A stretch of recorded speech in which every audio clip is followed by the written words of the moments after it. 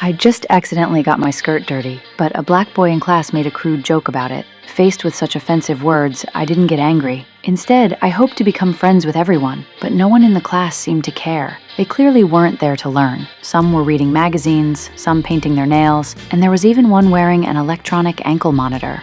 So ghetto-ass class got people in here looking like a bad rerun of Cops. It's a dumb class, cuz. Means you're too dumb. Man, say it to my face, cuz. I just did. You see what I mean? Dumb. Man, I know you ain't talking to me. Okay.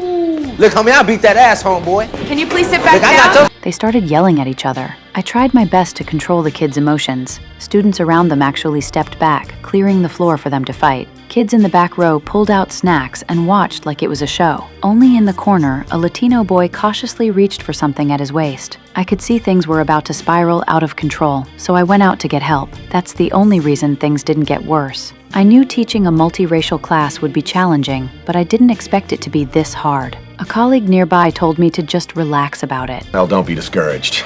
You put your time in a few years, you'll be able to teach juniors. They're a pleasure. By then, most of your kids will be gone anyway. What do you mean? Well, eventually they just stop coming.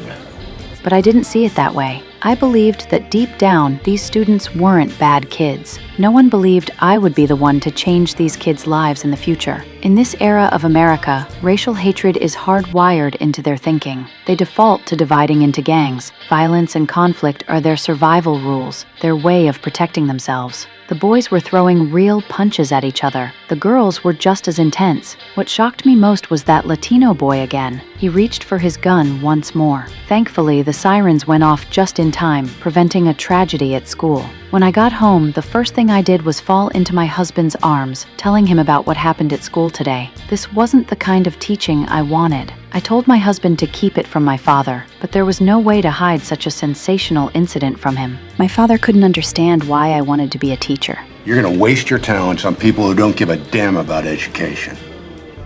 This is good enough for her? Yeah, I do. Look, Steve, if Erin thinks she can teach these kids, she can. You telling her she can't, she's gonna make her mad. My husband's support made me really happy. It made me even more determined to do my best teaching these kids. I forced them to change their seats, originally hoping this would help build friendships between them. But instead, conflicts broke out even more frequently. Until one day, in class, students were passing around a note. Everyone who saw it couldn't help but laugh mockingly. What's going on? What is that? Give it to me.